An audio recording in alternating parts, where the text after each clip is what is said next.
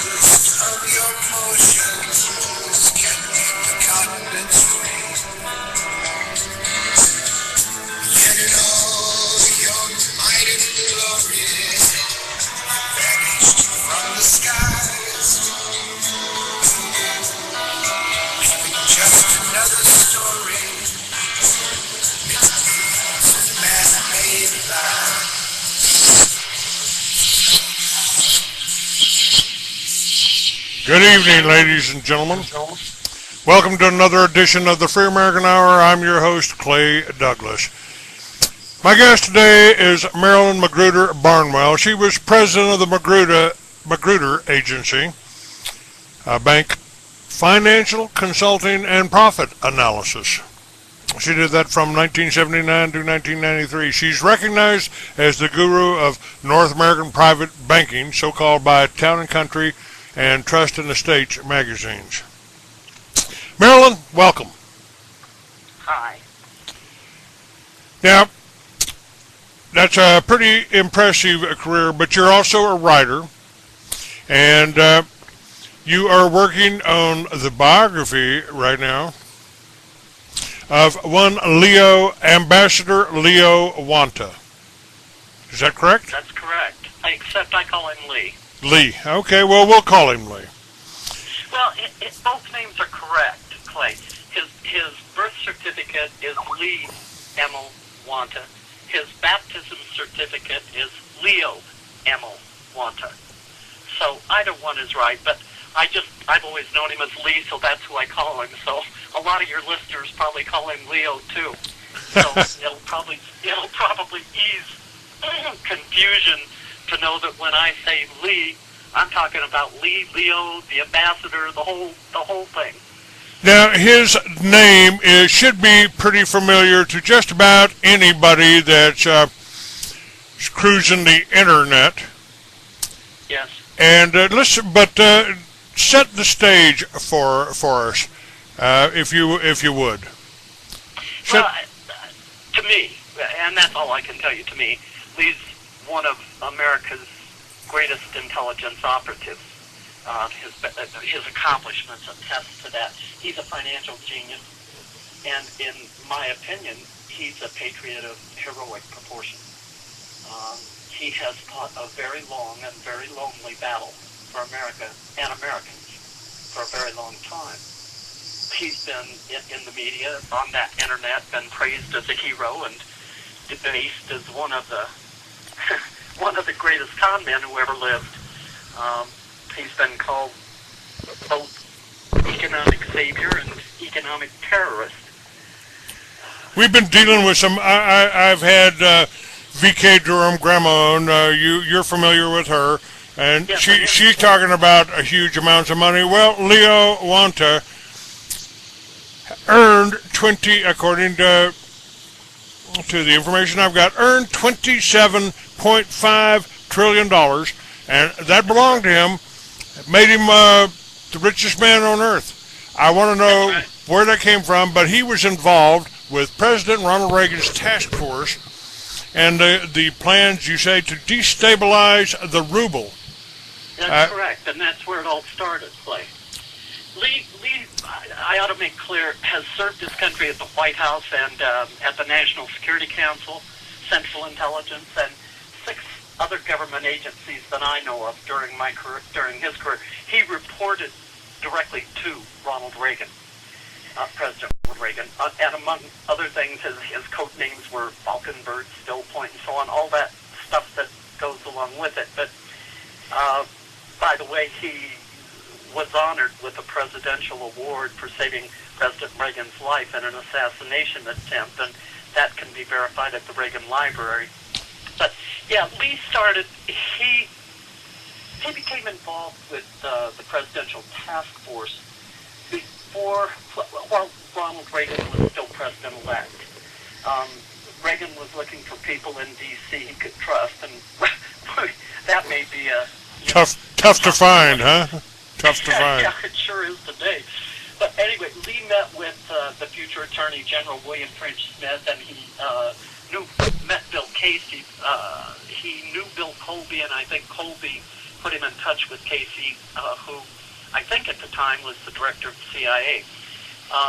Lee was involved with this group of people, and they began discussing how the East European environment could be better controlled. And Bill Casey decided Lee Wanta should work with him, and they began creating plans to present President Reagan on how to destabilize the USSR, not Russia, the Soviet Union. After a number of meetings with this group, and the group grew, by the way, to include military and other intelligence agencies, but the group agreed that they needed a $150 billion grant from the U.S. Treasury to destabilize the Soviet economy. Lee was the trustor of President Reagan's presidential task force, and in that capacity was officially responsible for guarding that $150 billion grant, which President Reagan did approve. He was also responsible for returning it to the United States Treasury, and he did within 6 months of the time it was given to him. Now, he went to Vienna, Lee did, and established a company called New Republic USA Financial Group, and began meeting with people that represented nations that did business with the Soviet bloc. Iran and Iraq, for example, they sold oil to the Soviets. Nations that were part of the Soviet bloc or who traded with them were paid in rubles. And the ruble couldn't be traded outside of the USSR. It had to be used within the Soviet bloc. And that was the weakness that Lee identified. And Lee set up an arrangement with Brinks in Holland, the same Brinks truck that drives up to your bank here in the States, and began to obtain rubles with dollars in a variety of ways that included selling meat and chicken and clothing and everything from cigarettes to Tampax. They imported American goods at low-cost prices and sold them for rubles. People in Russia had nothing at the time. There was little food, there was little anything, so that was one way. Currency swapping was another way, which at the time was not legal in the United States, but it was legal in Europe. So what he was doing there was lawful. And New Republic was using Promise software, which belongs to a company called Inslaw in Washington, D.C. And Promise is interlinked to all of the major monetary centers and was used to establish or set up bank accounts for Lee all around the world. So, I'm honest, this is difficult because it's detailed, but if I leave something out, it won't make sense. Go ahead. New Republic began trading rubles in the USSR for from 18 to 28 cents on the dollar. Okay? Their pension funds, for example, they were in the same kind of danger our pension funds are in today. They were very glad to trade dollars for rubles because the dollar was very stable at that time. And so New Republic did that. He got rubles from embassies, foreign funds, KGB funds, Soviet pension funds, postal funds, even the military GRU funds, and Soviet central bank funds. They were picking up Soviet currency from everywhere. And bear in mind, the Soviets at that time valued each ruble at $1.20, and Lee was getting them for 18 to 28 cents on the dollar. So when New Republic got the currency under its control, Brinks of Holland wrapped and verified it. And I know Lee has told me about the trucks full of rubles that were on the road between Russia and or Vienna rather, and Holland, where they were being, counted and verified. So then you get the development bank. When you do business internationally, if you're an American company, you're going to get paid in francs sometime, and so on. So you set into what is called the settlement bank, the development bank. So when Lee sent, for example, 70 billion in rubles to the Development Bank of Singapore, they were valued at $1.20. So Lee's 70 billion, which had really only cost him 14 billion, were worth 84 billion. I hate this because I know it puts people to sleep, but anyway, there was a big argument. The Russians thought it was awful that Lee was going to make them pay the $1.20, but the Russians themselves, or the Soviets, had said. So Lee finally agreed to accept only $1.08, but he'd only paid from 18 to 28 cents per ruble. So the Soviets thought they were getting a great deal because rather than having to pay the settlement bank $1.20 a ruble, they only paid New Republic, or Lee, $1.08. Lee laughed all the way to the bank. This guy is a financial genius. I don't know if that answers your question. There's one other thing that happened, by the way. They began going to debtors of the Soviet Union. Germany, Poland, Pakistan, Hungary, India, all the countries that owed money to the Soviets. And they offered to swap rubles with these countries at 32 cents apiece. This was really the big thing that caused the destabilization of the ruble.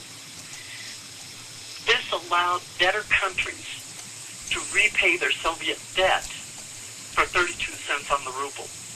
So we reset the value, in other words, of the ruble to 32 cents.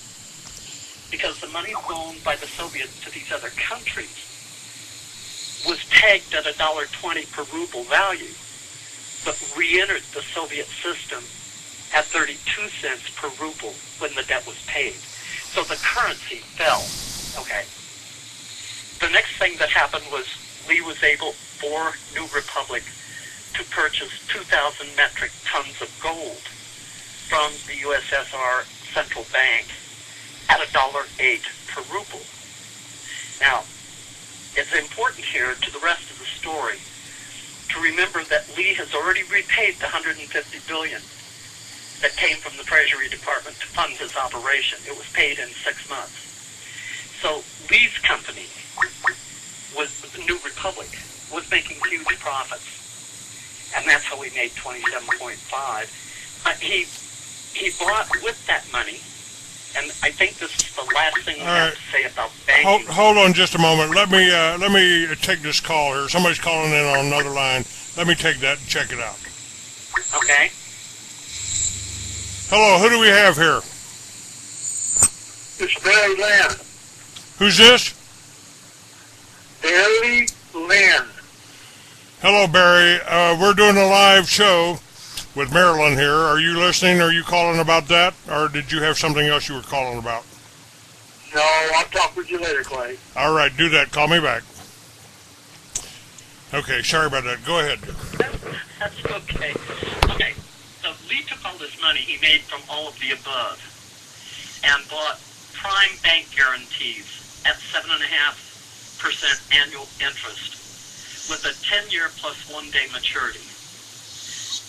New Republic was buying them at a 66 to 68% discount par value per $100 million, and could either loan them or sell them or transfer them at 88 to 92%, which meant, just to boil it down to simple numbers, they were making $20 million par value per $100 million invested.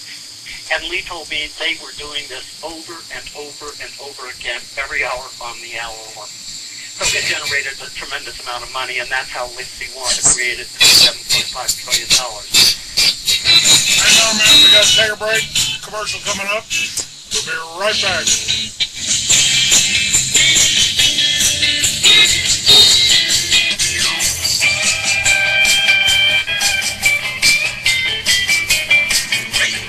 Thank you for listening. Being a part of Life Change Tea has been an exhilarating experience. I love the testimonies. Julie in New York writes, I love this product. I feel great. It worked immediately. You can feel the cleansing right away. Other products don't work right away like this one does. Mrs. Llewellyn from Missouri writes, my daughter has lost 27 pounds. She loves the tea. And David from Tennessee writes, my wife has a lot of digestive problems and the tea really helps her a lot. I like it too. And here's my favorite from CJ in Minnesota. He writes, this stuff really works. No, I mean it really works. No, I mean it really works. Be one of the many testimonies that we receive every month. Order today online at getthetea.com. That's getthetea.com. Or you can call us at 928-308-0408. You know the number, 928-308-0408. Be our next testimony. You love us, and we love you. Views and opinions expressed on this network by the hosts and their guests do not necessarily reflect the views of Liberty Broadcasting Network, its sponsors, affiliates, or hosts. This is an emergency alert. People don't die of H1N1 infection. They die from system-wide intoxication and toxic shock. Doctors call it the cytokine storm following infection and immune hyperstimulation. Vaccines with immune stimulants or toxic drugs chemicalize your body, adding to your death risk. Prevent death and reverse diseases from infections, vaccinations, and drug toxicity. Call this number to get my free special report about the flu and what to do to save lives, maybe even your own. I'm Dr. Leonard Horowitz. Order Zeolife, the world's most powerful broad-spectrum detoxifier, immune system guard, and vaccine cleanse. Avoid vaccinations and drugs. Use Zeolife and oxysilver hydrosol instead to detox and degerm your body. Stop the shock of toxicity and preventable deaths. Call 1-888-KO-GERMS. That's 1-888-KO-GERMS. Or visit zeolife.net and oxysilver.net and order your free report and package special. Can you handle the truth? When looking at your personal preparedness level, remember the freeze-dry guide. During times of physical and emotional stress, like the uncertain times we live in today, it is vital that you not alter your diet too much. You should only store what you usually eat, because one day you may have to eat only what you have stored. Lucky for you, there's the freeze-dry guide. Featuring the superior nutrition and taste you've come to expect, the freeze-dry guide has a wide variety of choices in freeze-dried foods. All freeze-dried foods are no-cook products requiring only hot water and a few minutes of your time. The freeze-dry guide has been serving various government agencies as well as the private sector with the finest in freeze-dried storable foods and emergency rations since 1970. Consider the technological advances made in computers from the punch card days of the 60s and 70s to the high-speed personal computers of today. Comparably, the advances made in food storage from the World War II era till now are equally great. Visit the website at www.freezedryguide.com or call toll-free 866-404-3663. You're listening to the Liberty Broadcasting Network.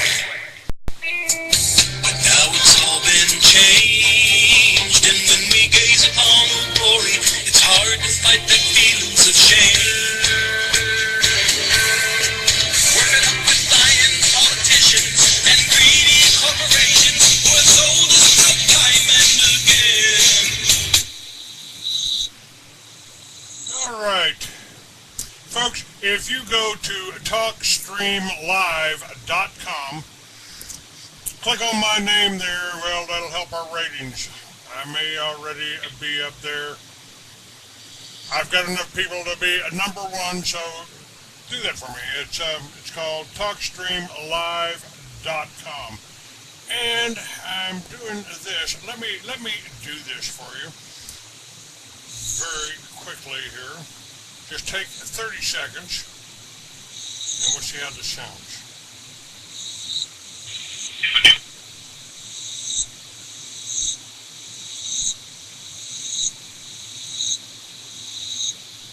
Hopefully this will work. Well, let's see.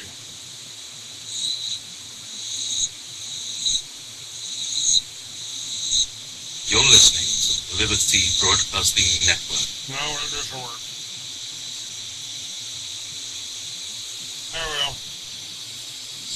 I want to tell you about KB Gold. Just go to my website, click on any of the links there for KB Gold, and you can get in right now. It doesn't cost you anything, and it just gives you kind of a way to put gold into a savings account. Go check it out on the website. All right. My guest is MarilynBarnewall, and we're talking about Leo Wanta. Leo Wanta, basically, working for Reagan. Reagan and the government loaned him money, and he made a lot of money with the money the government loaned him, and then he paid it back. Is that correct? No, it's not. Okay, tell me. Basically, in fact, I think it's really important you bring up a key point and a key issue, Clay. It's important to know that President Reagan signed Executive Order 12333 on December 4th, 1981. It enabled U.S. intelligence operatives who had been briefed to operate on behalf of the United States to establish corporations that were wholly owned by the intelligence operatives. Now, they could enter into contracts with intelligence and other elements of the U.S. government, but Lee Wanta conducted extensive intelligence operations in accordance with 3 separate executive orders implemented by President Reagan, whom he briefed, and from whom he took orders directly in a personal capacity. President Reagan called Lee Wanta his favorite junkyard dog, but Okay. to get... Hold on just a second. Hold on just a second here. We've got some, let me bring you right back up, Marilyn. We've got some flux on the station and some static. let me hang up on you. I'll bring it right back up, okay? Okay. All right, we're going to try this and see if this solves the sound problem. You've reached the barn walls. No one's here to get you. No. Answer your phone, Marilyn. Okay. We're trying this.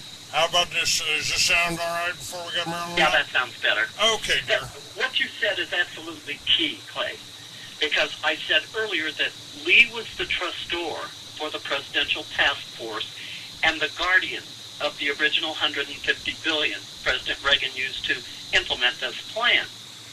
He repaid the $150 billion within 6 months. Under Executive Order 12333 and a couple of others, the money he invested and earned after the $150 billion was repaid to the government was his, not the government's. It's like borrowing money from a bank to buy a car. Once you repay the loan, you, not the bank, own the car. They may have made the original loan so you could buy it, but you repaid what you borrowed, so the car belongs to you. Yeah, just like Chrysler, bailing out Chrysler or something, right? Not exactly, but the same principle as any other loan. Once you've repaid it, what you bought with the money is yours. Okay, so he's got a lot of money. He's got a lot of money now. He's working for Reagan, and he's got his own companies that he started on behalf of the government, right? Right. Okay. What went wrong here? What happened to this $27.5 trillion? I mean, he's got it. Yeah, and he was arrested in Switzerland. And here's a little thing that I really want to concentrate on. How was Vince Foster involved just 2 weeks before his death with Leo Wanta? And what charges was he arrested on?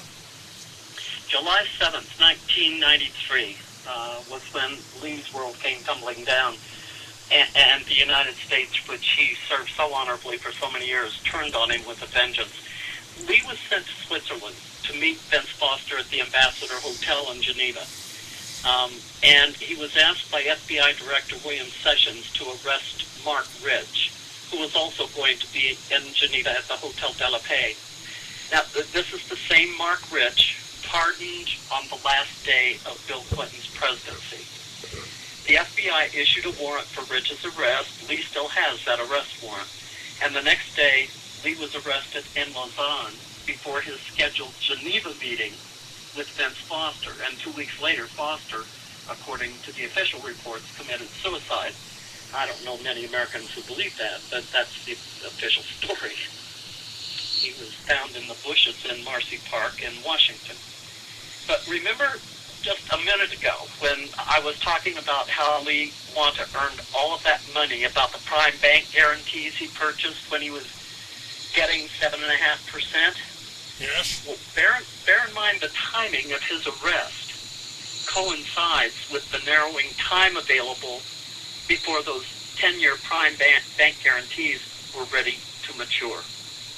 Gee, you don't think maybe the political powers that were in place at that time in 1993 heard about all these accounts and had an American intelligence agent arrested and thrown in a dungeon to gain access to trillions of dollars that belonged to Lee, do you?